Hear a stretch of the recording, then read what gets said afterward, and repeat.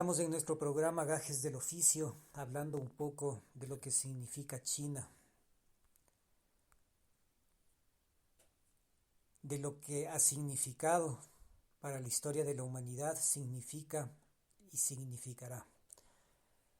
Y estábamos hablando acerca de lo que, para entender cómo piensa, aunque es muy difícil ya que, bueno, en esto evolucionó un poco más del pensamiento. Hay que entender conceptos de Carl Jung, este importante psicólogo suizo que trabajó con el psicólogo alemán Sigmund Freud, de lo que significa el pensamiento colectivo. ¿Qué es el pensamiento colectivo? ¿Y cuál es la diferencia entre el pensamiento colectivo y el pensamiento individual? ¿Y por qué en China es lo que es? Y en China hay que entender cómo funciona el pensamiento colectivo de la sociedad y no el pensamiento individual de Occidente. Para entender este pensamiento colectivo de la sociedad, que lo retrata y lo describe muy occidentalmente Carl Jung. Carl Jung también, bueno, Carl Jung fue un importante psicólogo que también se dedicó al estudio del I Ching y de la cultura china.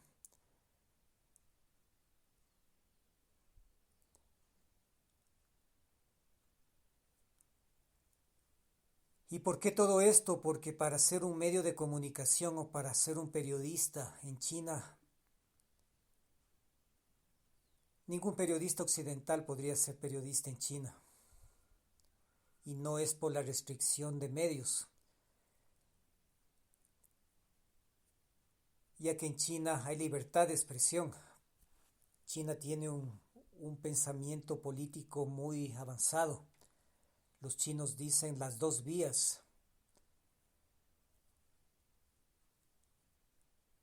China es una de las culturas más avanzadas del planeta Tierra.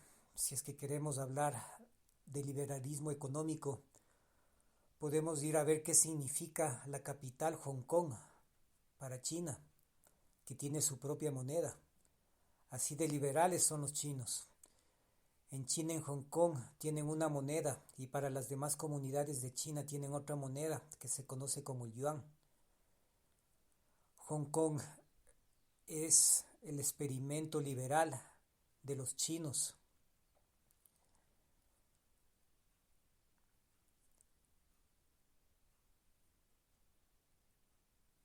Y bueno,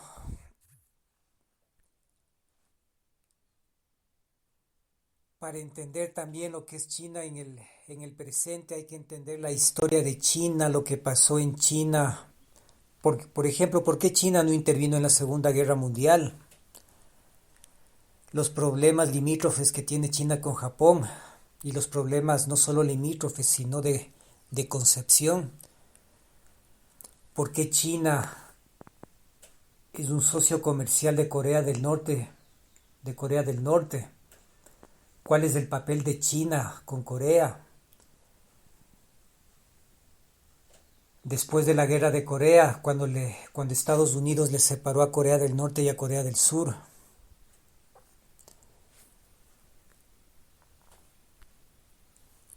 ¿Cuál es el papel geopolítico de China? ¿Por qué China está en el Consejo de Seguridad de la ONU? ¿Por qué China es el principal socio comercial de Estados Unidos? ¿Cuál es el problema de Taiwán? La maquiladora de mano de obra norteamericana. ¿Qué significa el camino de la seda para China y sus relaciones con Rusia?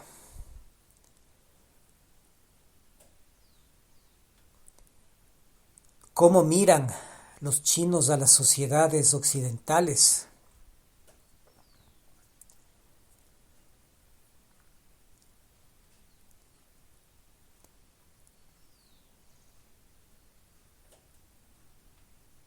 Bueno, y todo esto lo estaremos viendo poco a poco en nuestros programas. Entonces, recapitulando el tema de gajes del oficio, cuando uno de nuestros colegas que le logramos entrevistar, que vivió algunos años en China,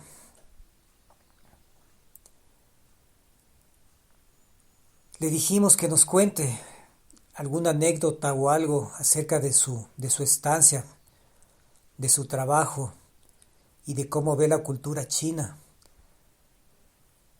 Y él nos decía que lo que más admira del pueblo chino es su disciplina y que veía con miedo cómo China, por esa presión del mundo occidental a que China se abra a las culturas occidentales, estaba renunciando a uno de sus mayores vínculos culturales que tenía China con la naturaleza, ya que siempre la cultura china es todo lo que se hace en China es muy análogo con la naturaleza. Eran muy respetuosos de la naturaleza. Sin embargo, cuando China empezó a capitalizarse y empezar no a copiar, sino a supuestamente adoptar el sistema de desarrollo occidental, se fue alejando de su nexo con la naturaleza. Y esto le estaba generando bastante conflicto a la sociedad china, ya que la sociedad china siempre ha tenido vínculos muy fuertes con la naturaleza. Entonces personalmente yo le pregunté, ¿cómo podrías definir los vínculos fuertes de China con la naturaleza? Y él lo que me dijo es, basta leer el I Ching para conocer cuáles son los vínculos de la sociedad china con la naturaleza. Y hasta cierto punto fue cuando personalmente yo me empecé a vincular con la filosofía china.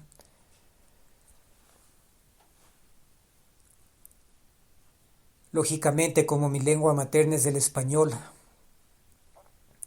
siempre es muy difícil entender a este libro.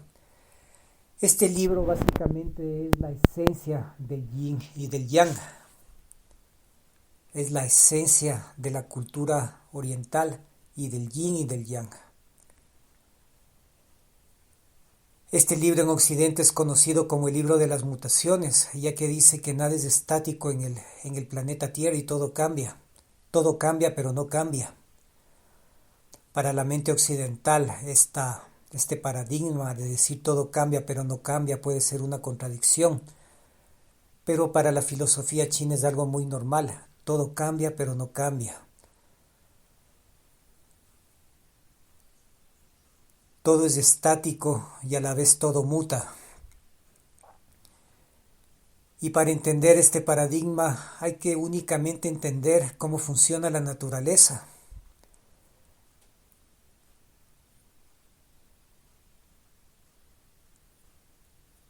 Y que el ser humano, en una de sus frases más fuertes, el ser humano no puede estar alejado de la naturaleza, porque el ser humano es una parte de la naturaleza y no está por encima de la naturaleza.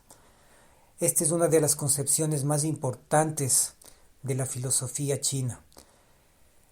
El ser humano no está por encima de la naturaleza, es parte de la naturaleza, es una pequeña parte de la naturaleza.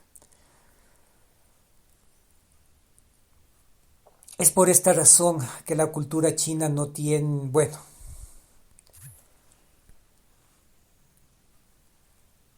y si tomamos en cuenta este pensamiento que el ser humano es una parte de la naturaleza y no está por encima de la naturaleza, podemos observar el respeto de la cultura china con la naturaleza y podemos observar cómo la cultura china, en ciertas partes, porque China es bien extenso y bien grande, en ciertas partes o en ciertas ciudades se alejó de la naturaleza y eso les está generando bastantes conflictos.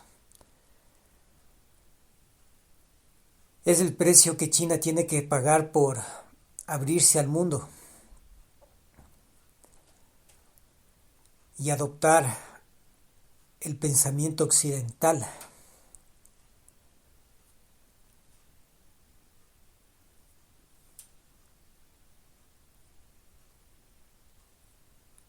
Bueno, esto hay que tomar muy en cuenta. Entonces, cuando nuestro colega estuvo en China, nos comentó cómo era la cultura china, qué admiraba, qué odiaba, qué odia, porque en una cultura, en toda sociedad existe el pensamiento colectivo y existe el pensamiento individual. Occidente tiende a ser muy individualista, tiende a pensar, tiende, como nos decía él, a ser muy egoísta. Las culturas occidentales son egoístas, son individualistas. Y es algo lógico, ya que cada ser humano tiene su forma de pensar. Y es algo que más, lo que nos conversaba, lo que más admiró de la cultura china es su pensamiento colectivo.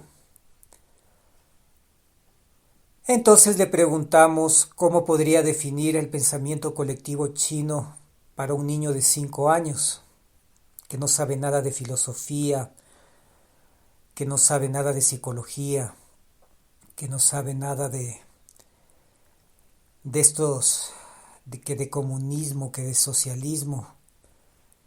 Y le preguntamos, para hacer más interesante la charla, cómo definiría el pensamiento colectivo a un niño de 5 años. Y obviamente ahí es cuando empezamos a admirar a este colega, ya que muy al pensamiento chino dijo: no es sencillo hacer lo complicado simple.